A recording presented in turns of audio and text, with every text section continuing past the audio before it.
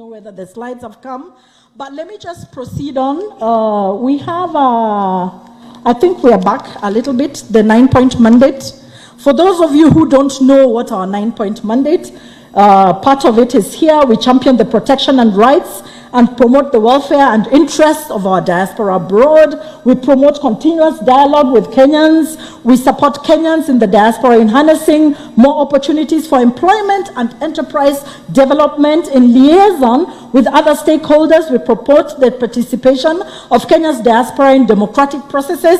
And for that reason, our diaspora who spoke a bit earlier, Mr. Mukile, they have come to try and negotiate with the parliament to see how much of the democratic process they can have with our elections just 2 years coming. And our development partners, we shall be coming to you, you support us, such that we go and register the diaspora. They must be registered. So we are going to come around and we want to work with you even as we register the diaspora. And then, of course, harness diaspora savings, facilitate foreign direct investments and technology transfer, develop incentive frameworks, for diaspora remittances. I think a lot has been said about diaspora remittances.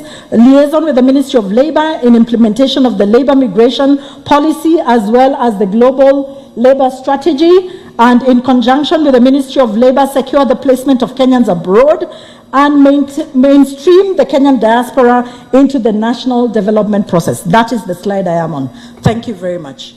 So as you can see, I said at the very base is the protection. The green is the protection. The house is the base. It covers all of the house. You can see the arrow goes on the outside. Second one is to engage the diaspora. This is part of the engagement, but we have done a lot of engagement already before this document is even ready.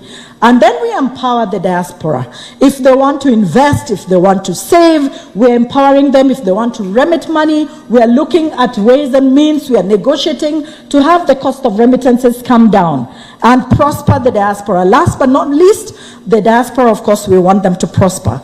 Next slide, please.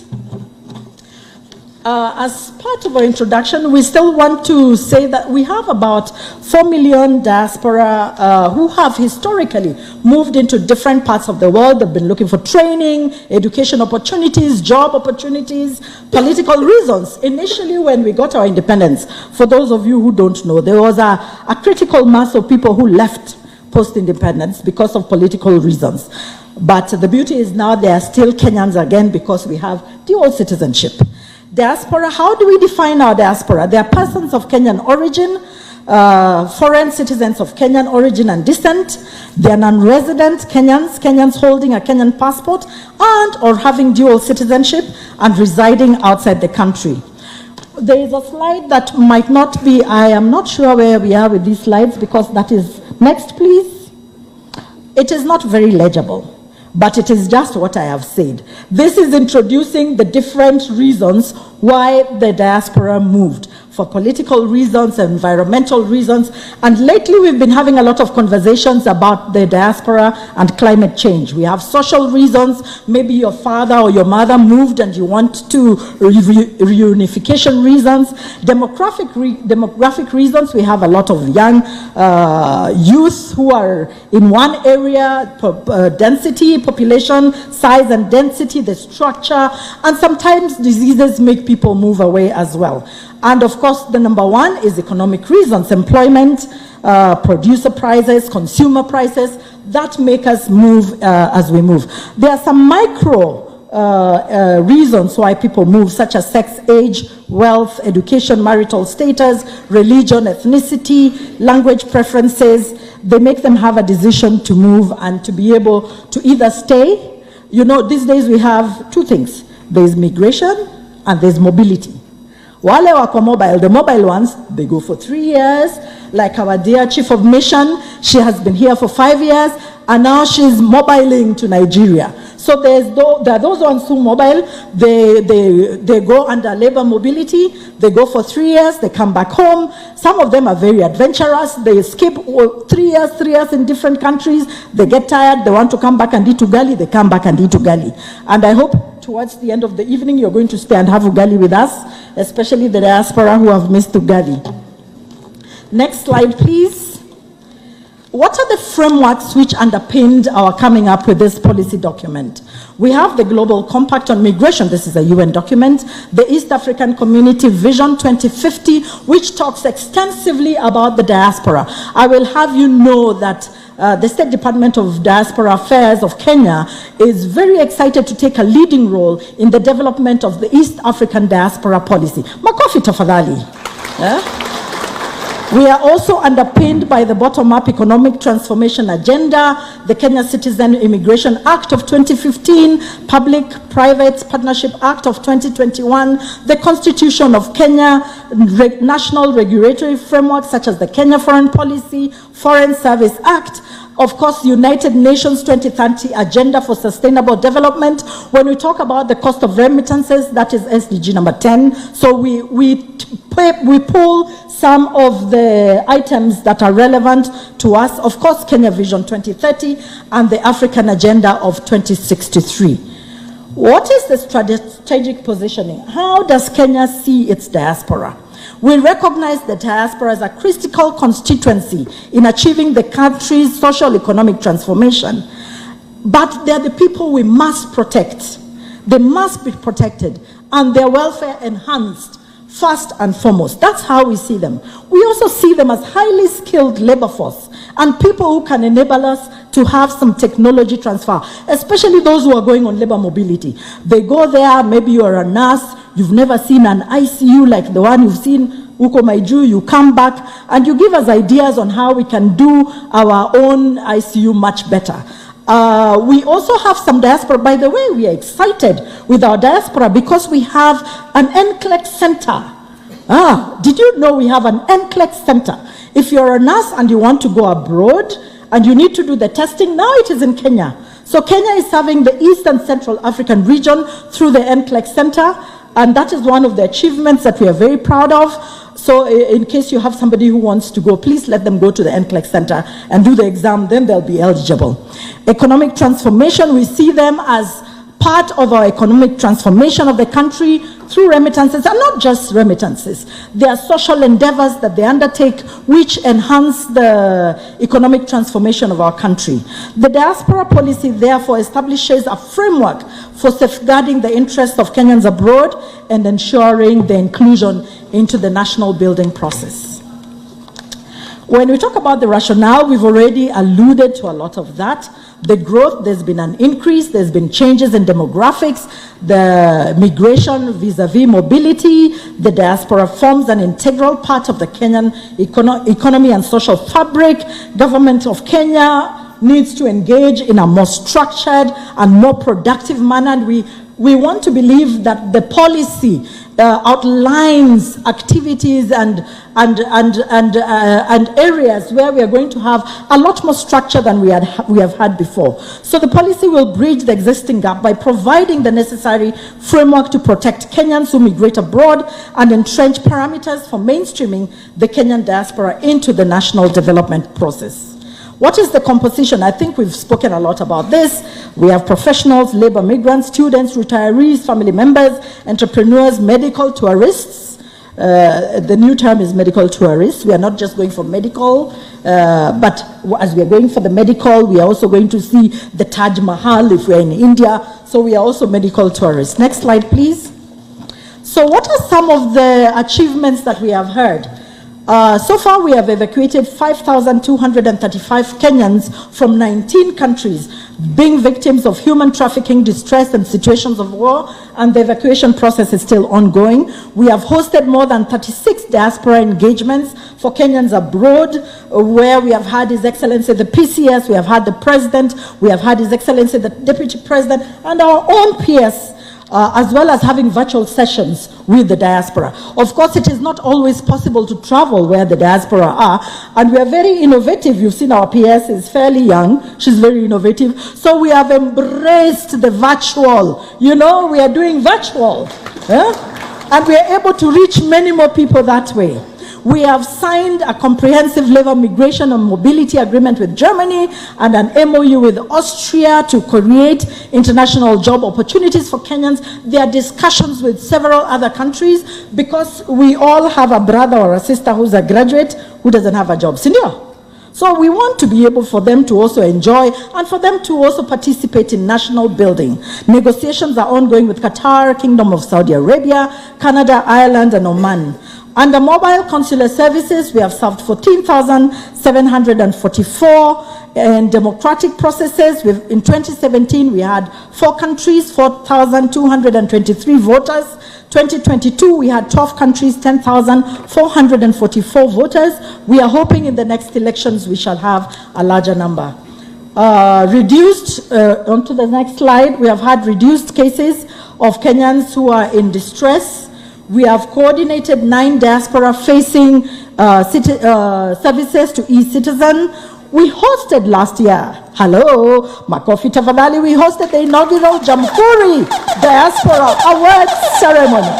This is a ceremony where we recognize and we see the diaspora and we applaud the diaspora and we fet them and we hold them in high esteem. You know, there are some diaspora who are celebrities in the countries where they are, yet we don't even know their names. So we want to know them. We want to uplift them. We want to be able to bring them to that pedestal where they are looked at in very high esteem. We've collaborated with the Central Bank of Kenya on the development and the launch of the DAO CSD. We have supported the increase of remittances. We have developed the Kenya Global Labor Market Strategy, which has led to the employment of over 240,000 Kenyans. Next, please. And at the still, we have sensitized Kenyans at the grassroots. I think I've alluded to that. We have developed a diaspora mental wellness action plan. So a lot of the diaspora, we have realized when it is winter is dark, there is no sunshine, winter is cold.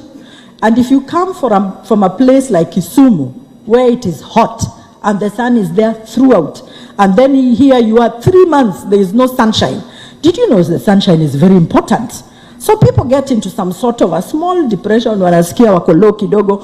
So we have a mental wellness action plan where we are going to assist the diaspora be able to cope with the cultural differences, environmental differences that they face when they are out there. We've also conducted a baseline survey to assess the capacities of embassies and our high commissions abroad. What are the challenges we have faced as we have come up with this document? Of course, non-registration by Kenyans, they still are mistrusting us a little bit too, kidogo too, but we are beginning to chambua, we are beginning to warm up our relationship with the diaspora, and we want to believe that we are going to have a lot more diaspora come and participate in our exercises and the activities that we have. There's fragmented data on Kenyan diaspora. There's the issue of mutual recognition of certificates. Some of our diaspora have gone abroad for good jobs, but their certificates are not recognized. Some have gone to look for educational opportunities, and they have had challenges. There's been inadequate policy, legal, and institutional framework. We pride ourselves in being the newest baby on the block in terms of state departments. So there's been a bit of what are these ones doing? So we are settling now and we are getting our place within that space. And of course, there is increased, the more the number that go out, the more the challenges we have in terms of mental wellness, in terms of distress cases, in terms of homeless and jobless who need to be repatriated. What are the areas that the policy areas identified? The rights, wellness, and interests of the diaspora, that falls within my docket. International jobs placements under Ambassador Kabira. Diaspora savings, investment, remittances, and technology transfer. Ambassador Kabira, partnerships and engagements with the diaspora, and I myself. So just to go a little bit and say, what do we do in some of these? Under rights and welfare, we are in the process of establishing a comprehensive Kenya diaspora database. We have enhanced the provision of consular services to the Kenyan diaspora. Of course, we are promoting the transfer of diaspora knowledge, skills, innovation, and technology. We have enhanced participation of the Kenyan diaspora in democratic processes. We have developed the implementation and implemented the evacuation and repatriation guidelines, established a framework for pre-departure orientation and reintegration of the diaspora. So it is not just going. Even when you're coming back, and particularly when you've been in distress, for us it's a big thing when you go abroad. So when you're coming back, you're under distress and you don't have anything, there's a slight stigma there. So to integrate you back into the society, such that you feel you're one of us, you're still Kenyan and you're still welcome, we have looked into all that. Mechanisms for addressing distress cases among the diaspora, I think I already spoke to that. The next slide, please. Diaspora savings, investments, remittances, and technology transfer. I think we've alluded to this.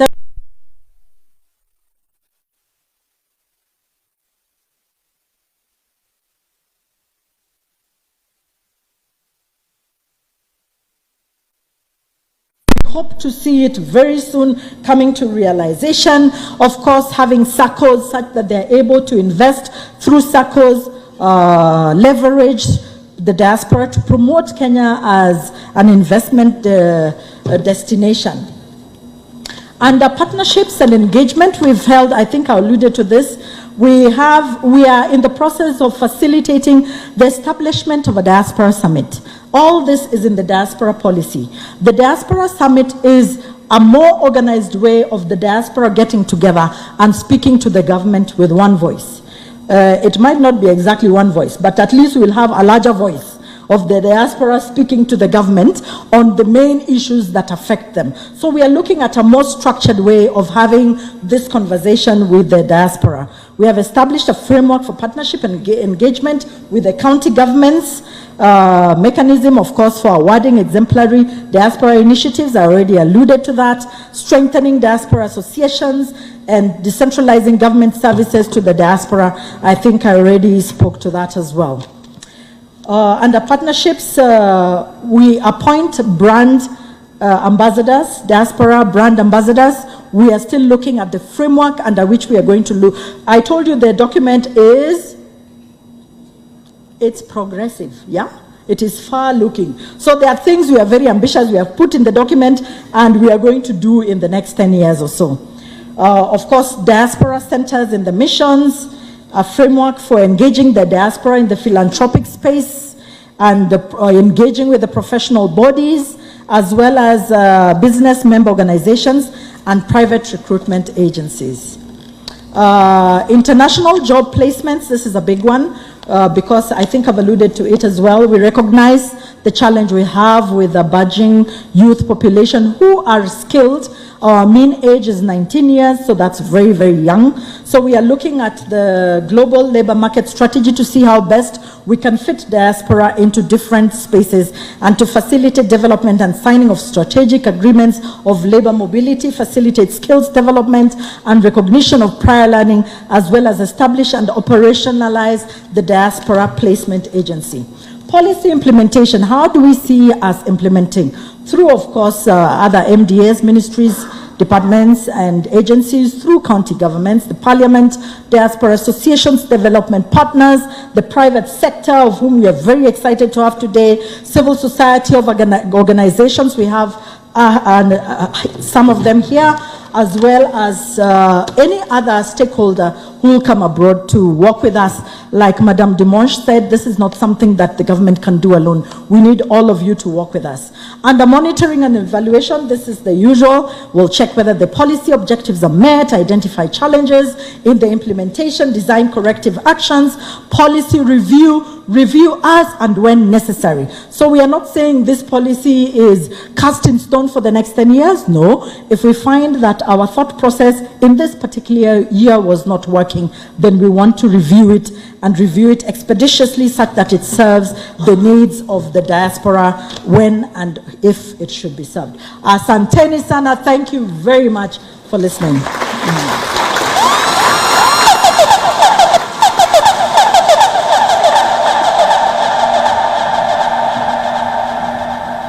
Thank you so much, my sister. I think she deserves another bigger. She's very enthusiastic, and Balozi Helen, she knows her stuff, don't you think? She really knows her stuff. Thank you very much, Balozi Helen. Now we've walked this journey together with the private sector. I want to invite a gentleman who has been a diasporian for many years, but now has come back home to grow business and to do many other things. So please, Bwana James Murray, if you could just come. And tuambie kwa ufupi.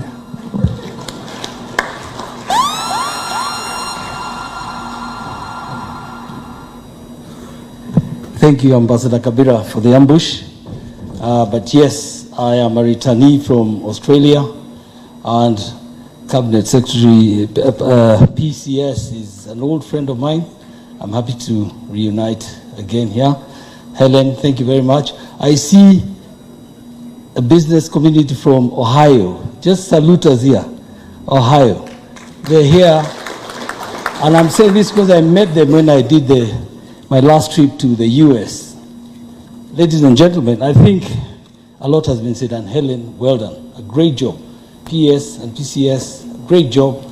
As an ex-diasporian, I can see a lot of what we used to clamor for is actually about to be achieved. But they say when the music changes, so must the dance. And so to those that much has been given, much shall be expected. To the diasporians, we've been given a lot. And I think it's up to us now to take advantage of this document, turn it around, make it alive. Kenya is where you make money. Here is where you create wealth. Out there you make money. Here you create wealth. And as a businessman, I know that from experience. I went out there, I did a lot of running around. Kabira was in the same station, Australia. Actually, I'll tell you a little story. When I was in Australia, we didn't have a commercial attaché. So nikajituma kazi. I was the de facto commercial attaché of Ambassador Leah Tum, and I used to do all the commercial work for the embassy pro bono. And so I am passionate about the work that we're doing. There's so many diasporians who are out here. And I'll tell you, whereas we may have so many problems out here in this country, therein also lies opportunities. And I want to urge the diasporians to look at this. When here there is a housing problem, you know you can get some money there, come and build houses here, we'll occupy them, and you make some money, isn't it? So I think let's not all be gloom and dark. Let's look at what is it that we can do as diasporians to serve motherland. This is our country, we don't have another country. We must all look at it and appreciate whatever we have. From the private sector, I see a great opportunity. And I have a great fortune to serve both as private sector and public sector. I'm the chair of the Micro and Small Enterprise Authority, which looks after the small businesses. And I also serve as the chair of the Economic Diplomacy Committee of the Kenya Private Sector. In all this, we are looking after business community, bringing out networks. Like here tonight, there is good enough networks. And I urge all of us, before you leave this great meeting here, at least create 5 new contacts that you can call yourself a diasporian friend or a diasporian networker, so that we are all together building one great insurmountable country, Kenya. Thank you very much, Ambassador. Thank you, PCS.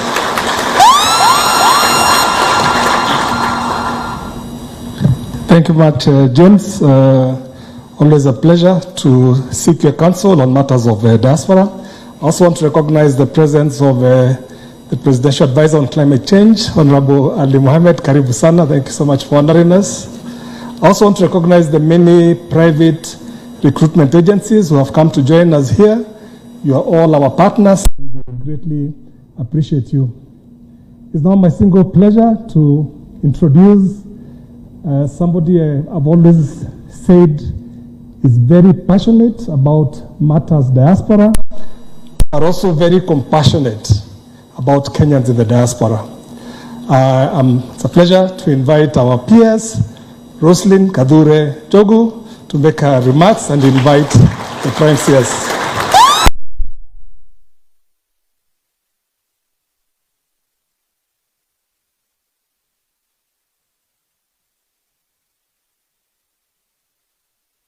Colleagues, Excellencies, Ambassadors, it's such a full room. It's very exciting to see everybody here. Let me start by saying, I'm going to say very few things. Sometimes when you prepare a meal, it is lovely to just serve the meal and have everybody else enjoy it and listen to other people talk about your cooking. That was a very, very Kenyan wife sort of comment that I made. But I want to recognize the presence of my dear brother, PS Joel Arumanyang. This is the PS for Public Works, and he's my colleague and friend. Thank you so much for coming to support us and to see what the diaspora is doing. But he will also tell you that our diaspora are a big stakeholder as far as the built environment is concerned, because one of the biggest diaspora investments is in real estate. Your Excellency, sir, it is in these kinds of events, it's very easy for people to praise you and for people to assume that you are really a heavy lifter. The work that we have done has been done by fantastic officers who have, as the kids say, understood the assignment, and they worked hard.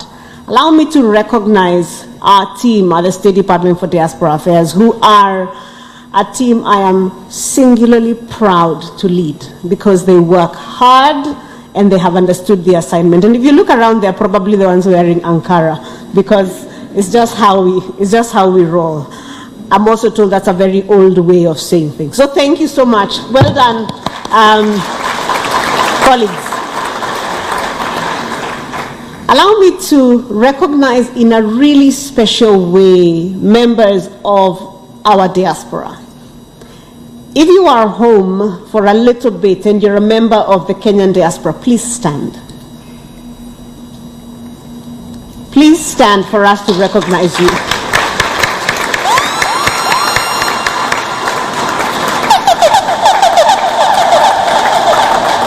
Let me be the first to say, Karibuni Nyumbani. It is fantastic to have you guys here and to see what you've done. It's expensive to come home, that you've taken time off from the things that you usually do.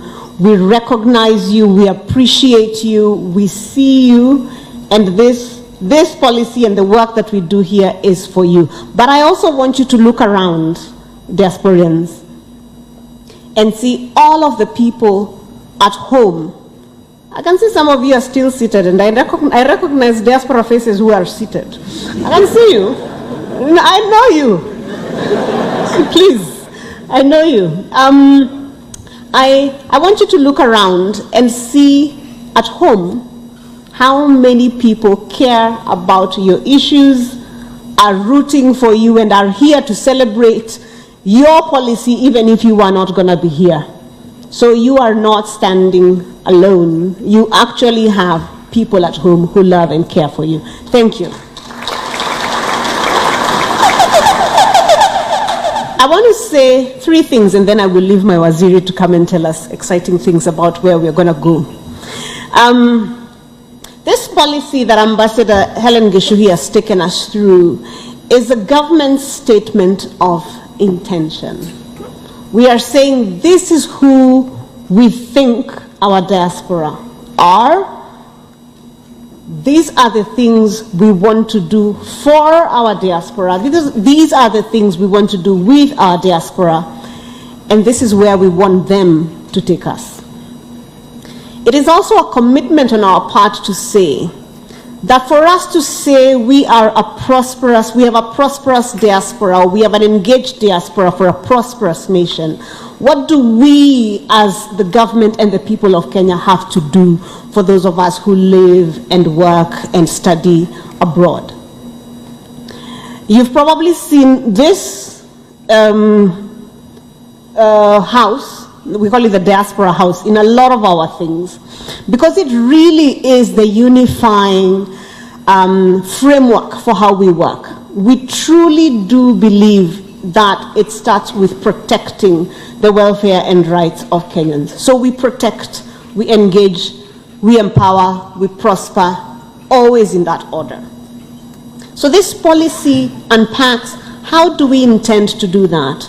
What are the ways in which we are going to protect Kenyans now and over the next 20, 30, 40 years?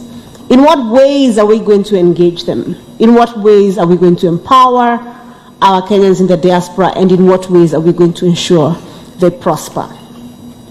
It talks about the challenges that we currently have, but also looks into where the opportunities are. We've noticed, and we have started to put together some interventions, Your Excellency, around the fact that Kenyans in the diaspora now are increasingly becoming and running for political office. And I don't just mean President Obama, I mean many, many others. And that is a new area of engagement for us. And what are we going to do then with these people as they go into these spaces? So the policy is our statement of intent. The policy is also the document that we say hold us accountable against.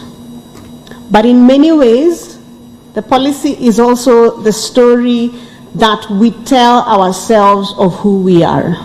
We are saying as a government and as a people, this is who we are because this is who our diaspora are. And this is how we are going to behave. This is how we are going to respond to. This is how we are going to deal with our people because this is who we are. When you read the document, you will find beyond the many consultative processes that Ambassador Helen spoke about, you will find, if you are the High Commissioner of Ghana to Kenya, you will find elements that you find familiar. If you are the Irish ambassador to Kenya, there are elements that you're going to find familiar.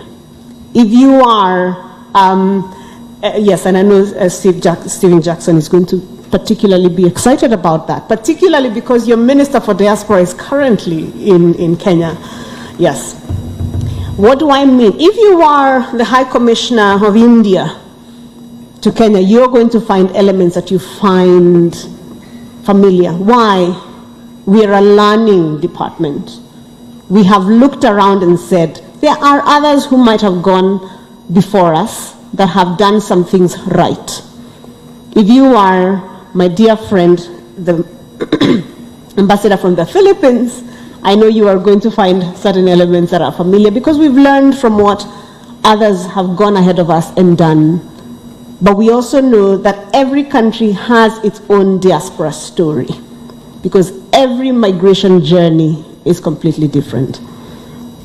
So, diasporians, we have put out our intention. We invite you to engage with this document again and again. We invite you to tell us where to go from here. I will tell you one of the places that we are going from here, apart from eating ugali, as Ambassador Helen said, one of the places that we are going from here is, now that we have a policy, is to move forward to a diaspora bill. Because this document sets up the framework for us now to create a law that puts together all the protections and administrative processes for our diaspora, including giving energy and impetus to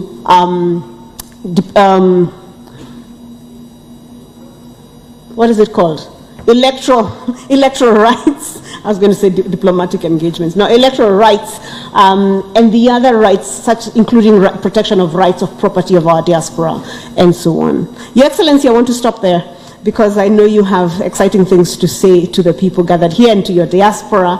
Ladies and gentlemen, allow me to thank you once again for this. Allow me to thank you for showing up, for listening to our work, but also allow me to thank every single person who has worked so hard to get us to this point. Including our various partners, such as my sister Demange, and particularly Ambassador Olo, who holds a very special place in my heart. Asanteni sana. Thank you very much. And now, I almost forgot my most important job. And now, if you'll kindly be upstanding as we invite my boss, Waziri Mkuu, the Prime Cabinet Secretary, to address us.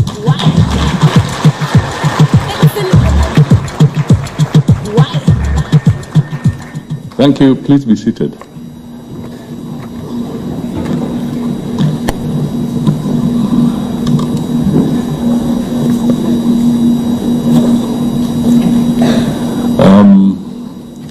Let me deal with some protocols. The chairperson of the Defense, Intelligence and Foreign Relations Committee, represented by the Honorable Kandie, the Honorable Joshua Kandie. He's a diasporan. I asked him why he didn't speak German. He chose to use it on another occasion. Madam Roslyn Jogu, Principal Secretary, State Department for Diaspora Affairs. Principal Secretary is present here, and senior government officials. Steve Jackson, Madam Sharon Demange, Your Excellencies, ambassadors, high commissioners, and members of the diplomatic corps present, private sector members, distinguished guests, and most of all, our diaspora. Hamjambo. Muko salama. Kabisa. Muko gangari.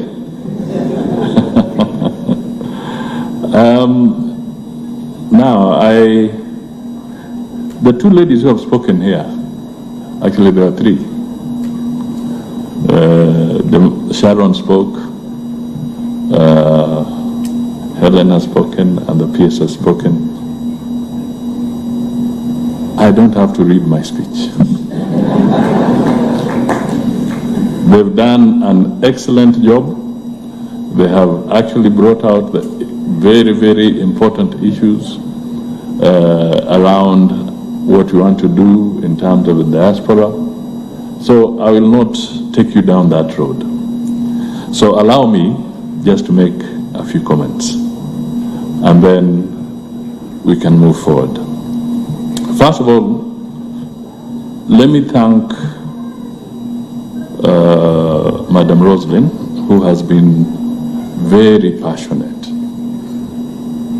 in pushing the whole diaspora agenda. To be honest, even the ordinary Kenyan does not require to be told what diaspora means anymore. She has done a good job.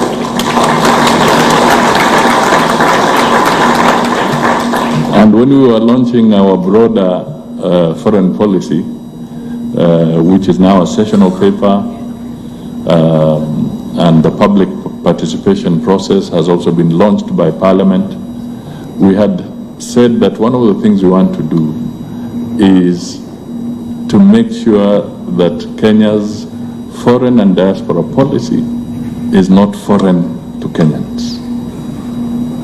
We want it to be owned by the people of Kenya. So I want to tell you that I'm a very proud Cabinet Secretary, that the whole element of demystifying issues around the diaspora have been done very well. Pongezi.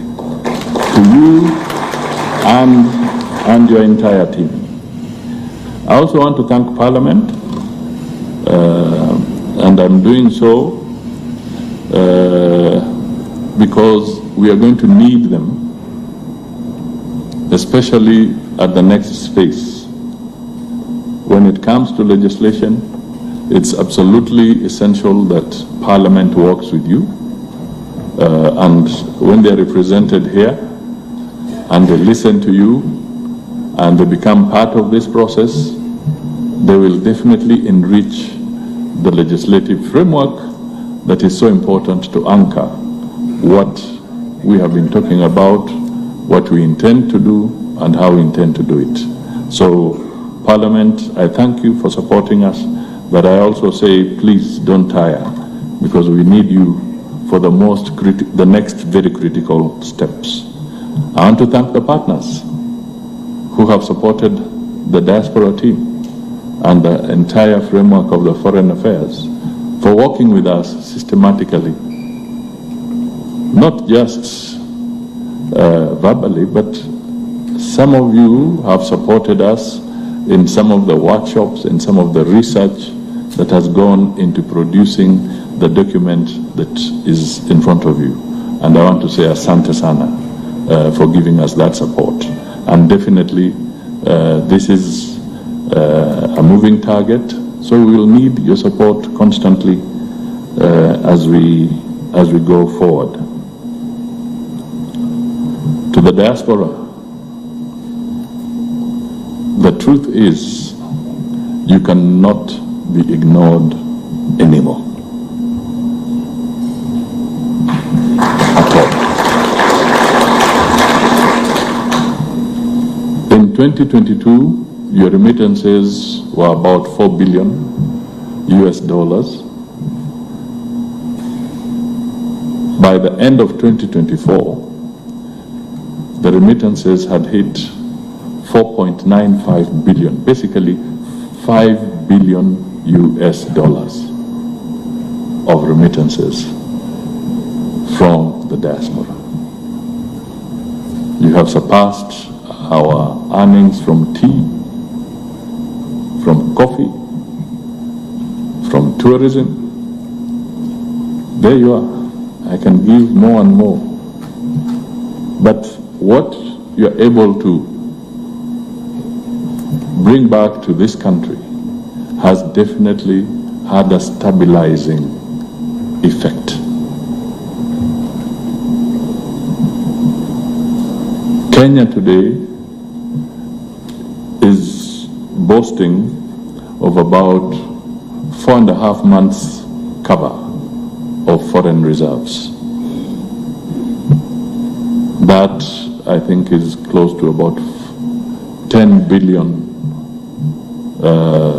US dollars in reserves.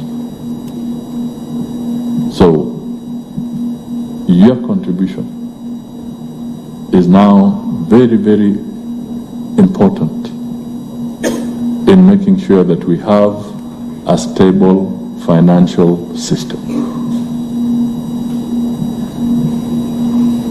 And I can tell you, if you're an investor, that is one thing you look for. How stable is their financial system? So you as the diaspora are making a very, very significant contribution in stabilizing our economic situation.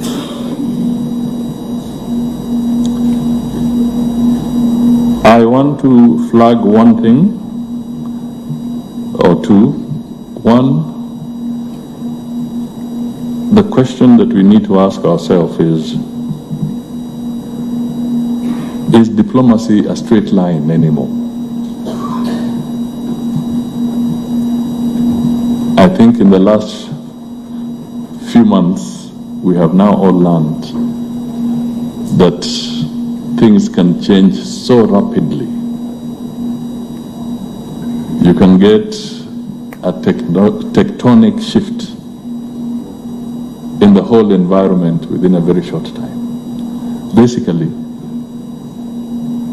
an earthquake can hit.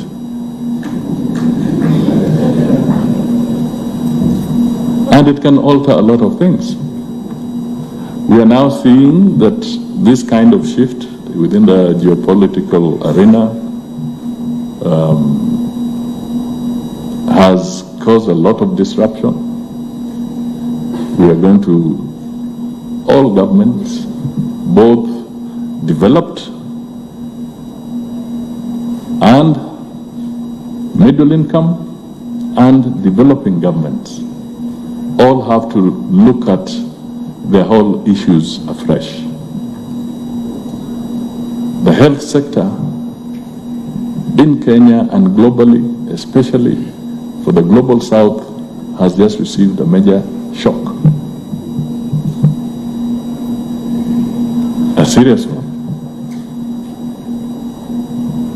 We have our brothers and sisters in Kenya, for instance, who require ARV, medicine and so forth. The government of Kenya would support to the tune of 60%, and we are relying on our partners to the tune of 40%.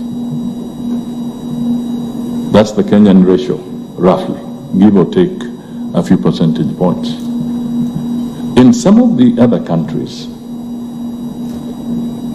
there's literally no local contribution. They're totally dependent on the international support. Now, we have reached a situation, what do we do? Do we let our citizens in all these countries perish because there has been an earthquake in the overall scenario? Or do we wake up to some realities and start re-engineering ourselves? Obviously, we will have to, because we have to save lives. Our constitution demands that every Kenyan must be entitled to health care, hence the word universal health care as we are pushing it. So some shocks are coming in. And it's within this framework that we shall need the innovation, the prowess of the diaspora to also help us deal with this challenge now that it's beginning to hit directly and hitting very hard. Within the Kenyan context, I can only say that we now must graduate from complaining about the universal health care to actually now saying, let us identify the specifics that ought to be corrected so that this universal health care can work. This should now be the debate. Because we have all seen it, that it is no longer, nobody is going to underwrite the health care of the people of Kenya. It has to be underwritten by Kenyans themselves.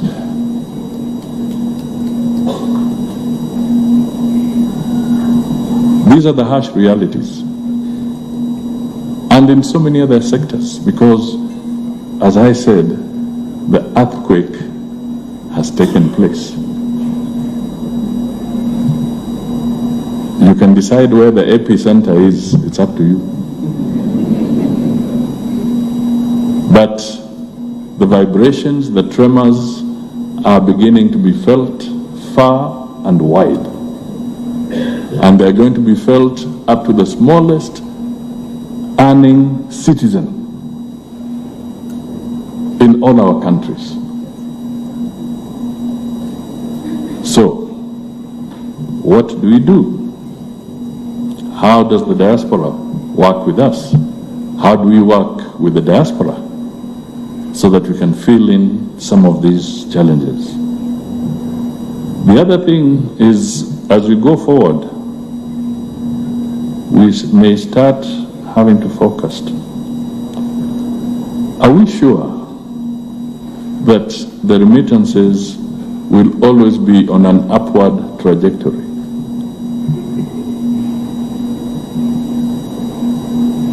That's another question that we must answer collectively. Are we sure that we shall see the growth that I've talked about from 4 billion to 5 billion? Are we sure it will continue that way? Or are we also now in a situation where we must now open our eyes to the fact that this very earthquake that I'm talking about could also affect the ability of our diaspora to be as supportive as they would want to be. Sometimes they want to, but maybe circumstances are going to have an impact, and that could call for policy shifts. Maybe the current generation of the diaspora still has strong linkage with their respective countries. What happens 5 generations from now? Will there be similar attachment in this changing global world? with the diaspora with their base? Or are we also going to see some adjustments? These are critical questions that I wanted to put before you because you are men and women of intellect, that as we go forward, let us think broadly about some of these issues so that we can make Kenya a better place, but we can also provide opportunities for everybody, whether investment and others. And indeed, the ladies did talk about the bond that I referred to. We are talking both with the Treasury and other players so that we can get to the stage where we can also harness the resources of our diaspora more meaningfully, more positively. And I gave the example that if, for instance, we wanted to have some very critical infrastructure, I gave the example some time back of the Jomo Kenyatta Airport as an example. If we package it well,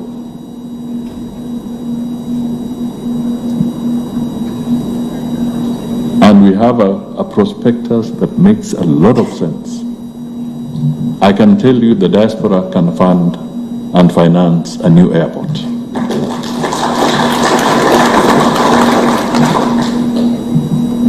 If we want to continue being the key artery into the corridor, that is the 300 million people plus population of the East African community, we can work out and the diaspora can do a proper dual carriageway, some sections tolled so that there's a return, and we can have a dual carriageway all the way to the Uganda border in Malaba and be able to open up the economies of that region and give more impetus to our growth. So there's a lot of potential. And that is why I told Rosalind that even if I've come from my safari, I think I will still come so that we can have this conversation, because we have been having a lot of conversations in our society that seem to take away the fundamental issues that we need to talk to, and we sometimes get immersed in trivialities. So today, let this be a moment when we can look at very solid issues and reflect on them and see what we can do together, working with the diaspora. I would like you to have well-organized special purpose vehicles set up by the diaspora. Well-organized special purpose vehicles. If we are talking of PPPs, public-private partnerships, it would be so good if within the diaspora framework there are special purpose vehicles that can have a significant impact and partnership in some of these programs, so that our effort is not just scattered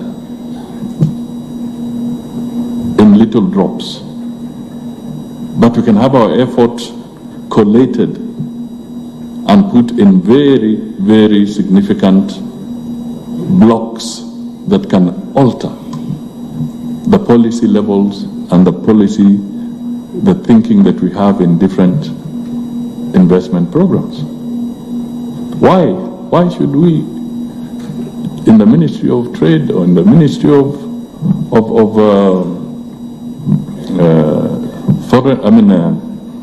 Treasury, Why should we gazette a special economic zone for our partners from Asia or from Europe, and we cannot gazette a special economic zone for our diaspora? To take up some serious manufacturing or to take up some serious innovative program and then use that as a launch pad for export. All these things can be done. It's only a question of us really pulling together. So I thought that I should veer away from my written remarks and talk to you from the heart.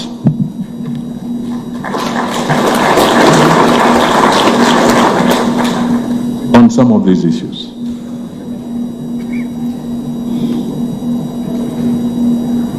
It could be politics. We are now seeing situations where the Kenyan diaspora are staging demonstrations against their own country in certain places.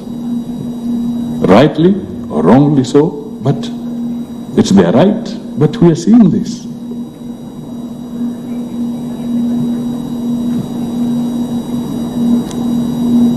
I don't think that is where we want to go.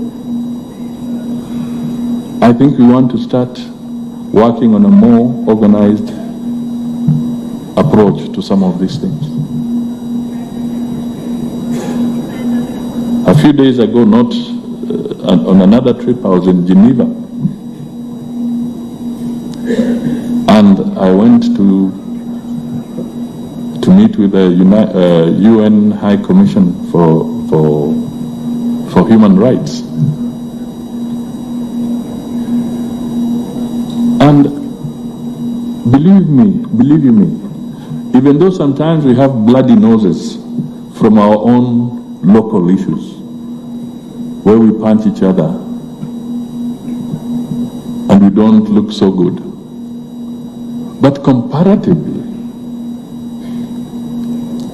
the United Nations High Commissioner for Human Rights still said that in spite of your bloody nose because of your local issues, you, Kenya, can still host a multi-country center for human rights in the region.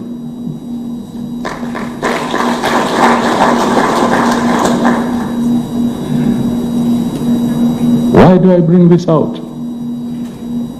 I bring this out because in Kenya, you are the media hub. In the entire region, there's nobody, no other sister state that has got the kind of media hub that you have, where people can speak freely.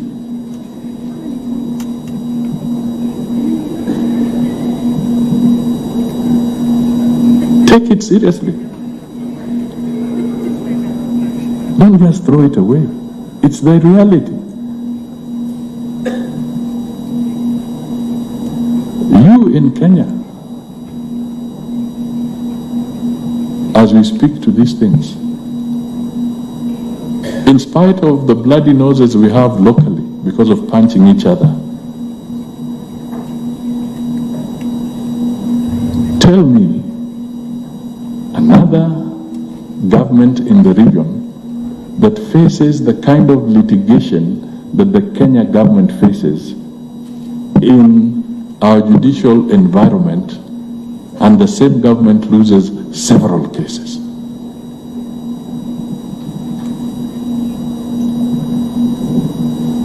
Let us be realistic. It's a reality check. Because we keep on communicating, saying that we are the worst. You are not the worst.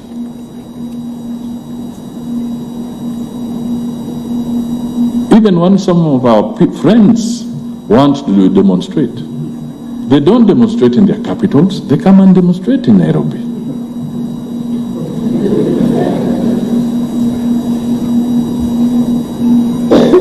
for abrogations that they feel have happened in their home ground. But they demonstrate in Nairobi. Ask yourself the very fundamental question, why? Kwa nini? Mbona hawakwenda kucheza hiyo dansi kwao? Wamekuja kuicheza hapa Nairobi. So there are some issues which are good. And for this, we must say hats off to the Kenyans who participated in ensuring that we all got the 2010 Constitution, which has safeguarded our liberties. Some of you are in this hall. You participated. Let us defend that Constitution. And as we defend the Constitution, let us do it positively. Let us not cut our noses to spite our face.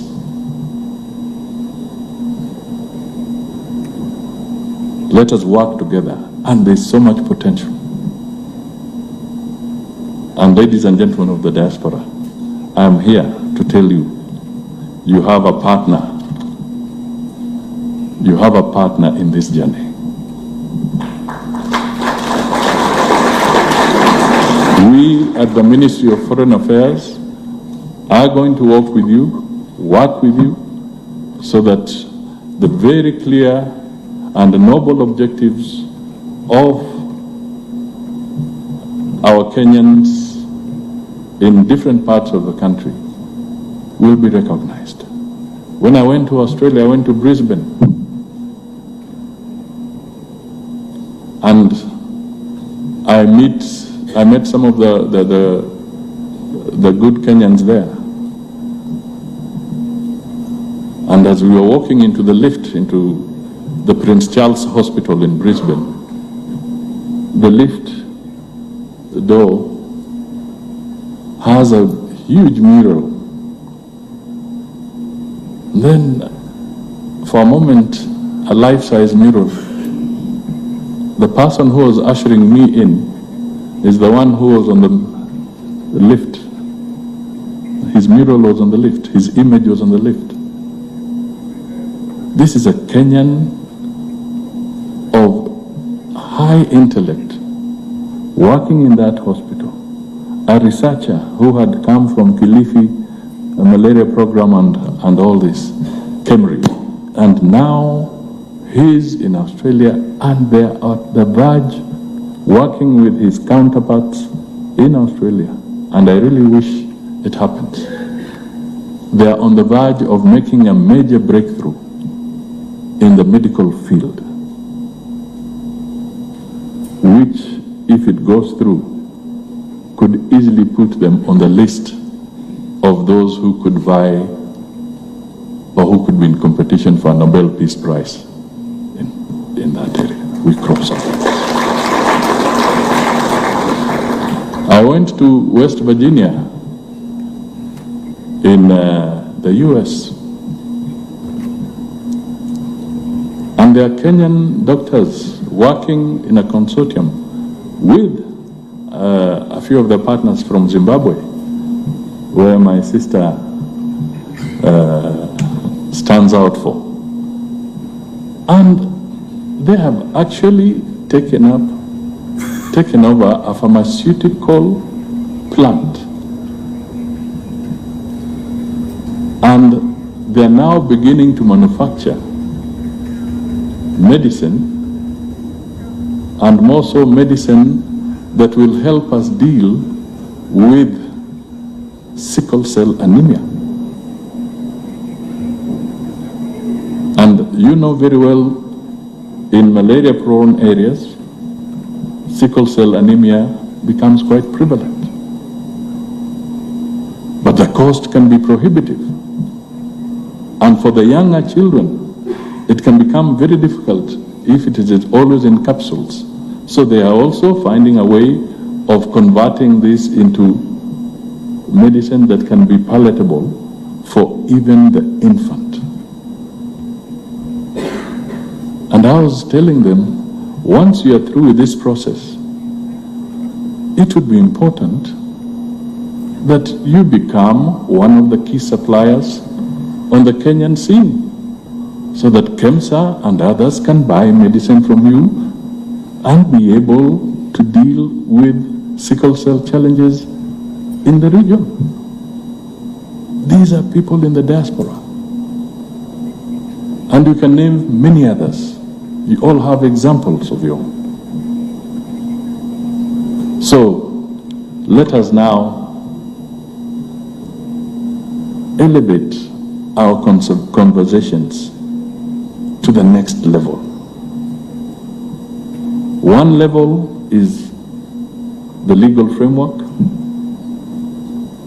but the other level, which I think is even perhaps more important, let this earthquake remind us that we can no longer waste time looking for the smaller things in our villages. Let us seriously elevate this conversation to the higher pedestal so that we can find solutions, both for the nation, but also for the well-being of each individual citizen. Because a prosperous individual citizen contributes to a prosperous nation. So we now must galvanize our efforts in that direction. So I think I've said enough. And I can assure you, if I had read the speech, I would not have felt so relieved.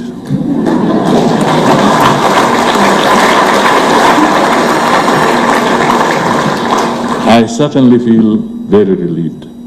And the gentleman you saw here, called Mureu, he didn't tell you, there wasn't full disclosure, but I'll disclose a little more. We grew together in Kangemi.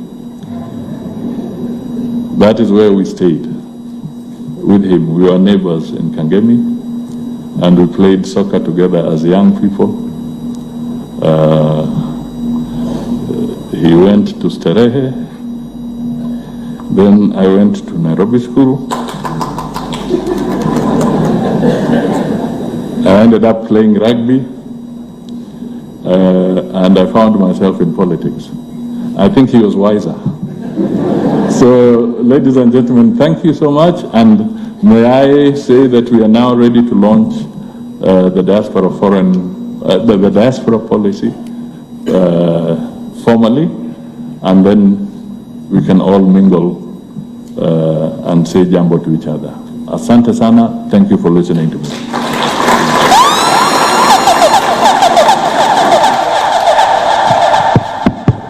Thank you so much, Your Excellency, for that port of wisdom. I will not attempt to summarize what you have told us, but you have given us a message. You've thrown a challenge at us, whether it's economic, social, political, diaspora.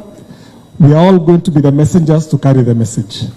It was a message from the heart, as His Excellency has said. So let's go out there, carry the message, whether you are a diasporian, whether you're a Kenyan, whether you're a global citizen. Those were deep words, and thank you so much, Your Excellency, for that. I now want to invite you together.